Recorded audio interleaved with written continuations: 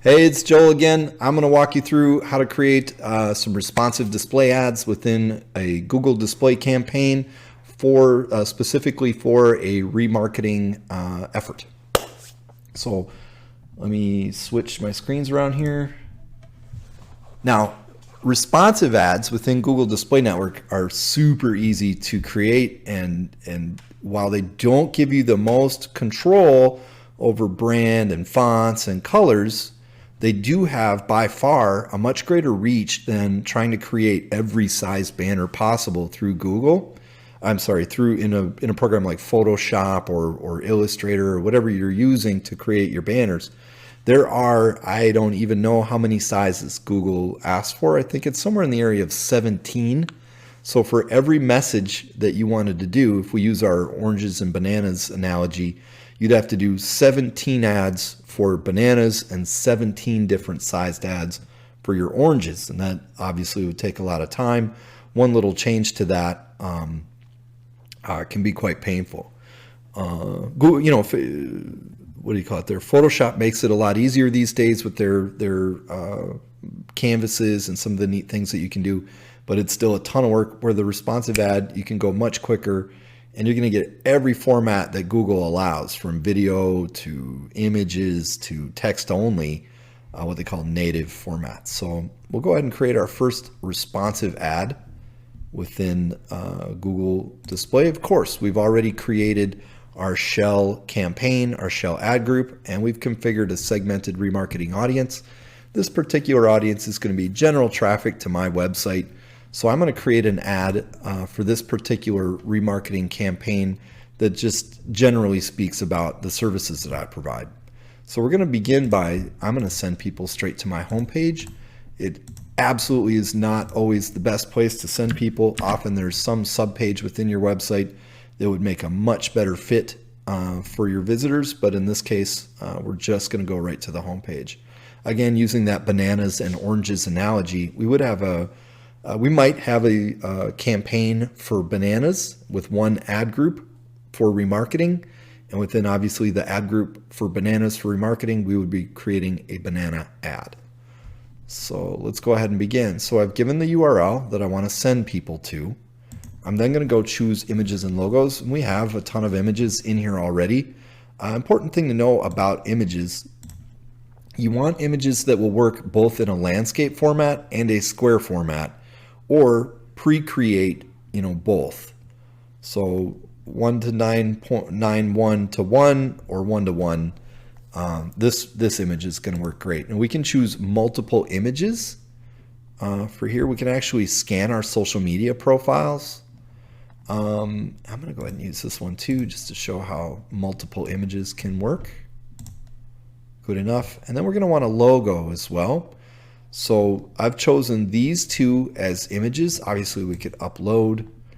We have a ton of stuff that we've used before. We'll go ahead and use this one too. Why not? It won't work as a square. See, so I would have to go into Photoshop and, it will. Good enough. There you have it. So we've got a handful of images that we can use. I'll go ahead and click save so you can see. So I forget how many we get total, is 3 or 5, but you'll have to experiment with it. And what Google will do is actually rotate these images around, and they'll utilize the image that gets the most reaction the most. All these are kind of cool. So the next one here is videos. And with videos, I have videos I've used prior.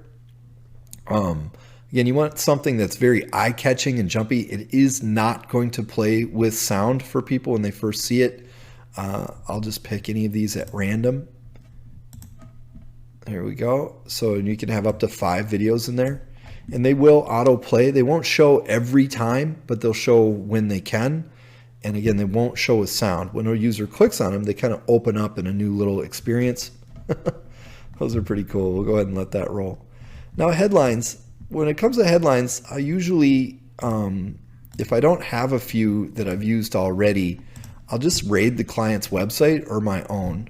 So increase sales and traffic in 90 days is a good one.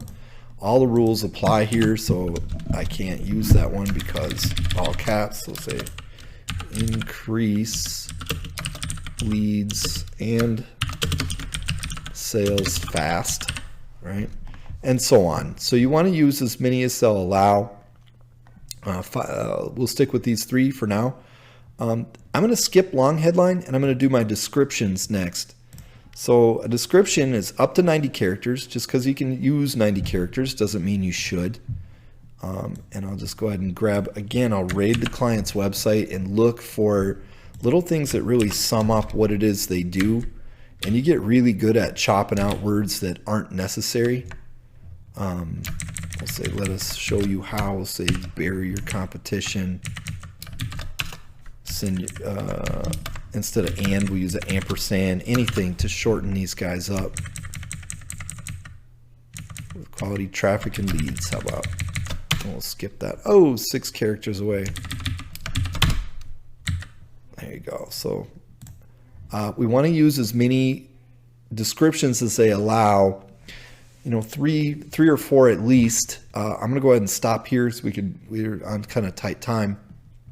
But this long headline is tricky. So these headlines will mix and match with these descriptions, these images. You know, I forgot my logo. Let me go ahead and choose this one as the square logo. And I think I can do one of those numbers. There we go. So you want to use both images and logos in there so you get the full ability. So it fills out all the possible spots that these ads, you see Google almost starts figuring them out as it goes.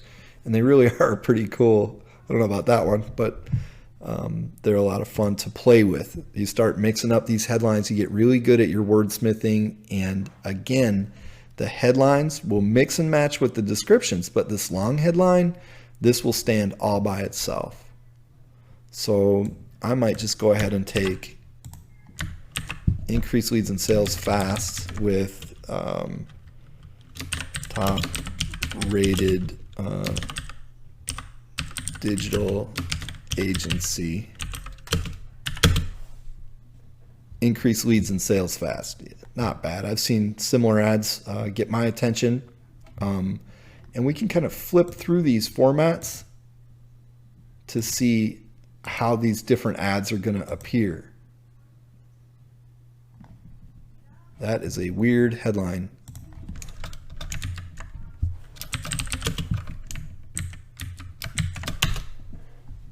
Well, I'm going to have to give this one more time. I don't want to drag you guys through the mud, but you get the idea. I'm looking for, I want them to show me my headline when it's by itself.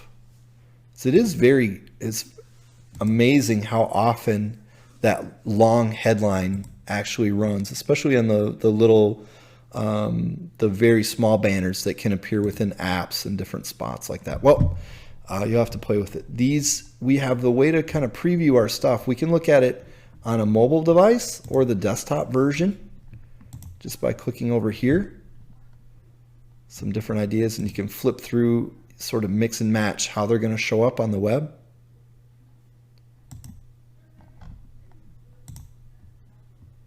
Pretty cool. But yeah, you can see how powerful this is compared to trying to grind out all of these different sizes. And this is just a sampling. There are, again, I think over 17 sizes for this.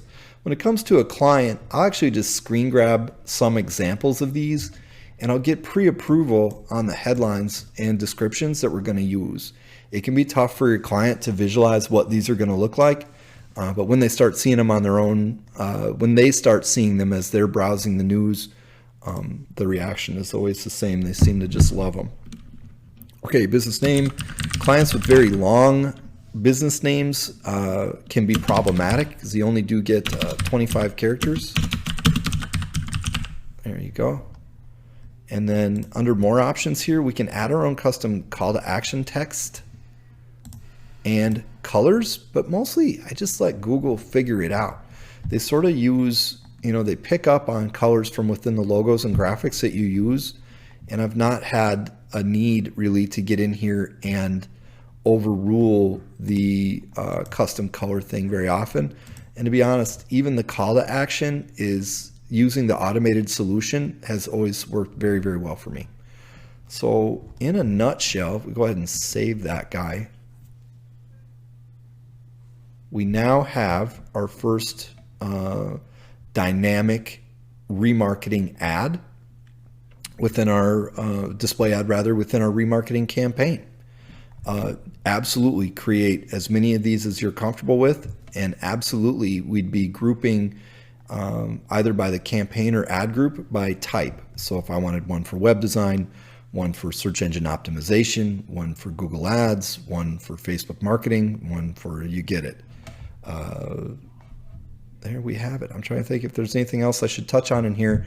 Extensions, I think, would be an important one. So extensions are going to be the important one, especially for a service business like mine. It's going to be the call extension. So we want to be sure to utilize all the extensions that Google allows within a certain campaign type. I should have, well, that's an old phone number. Let me do a new one. Anybody wants to call me, feel free. There we have it. And I'm already using a location extension, which is done by connecting my Google My Business listing with Google Ads and then creating a filter that only shows the location I want to show. All right, we're getting a little off the rails there, but that should give you the confidence to come in and create your own responsive display ads just as fast as that. It's amazing. All right, have a great day and see you on the other side.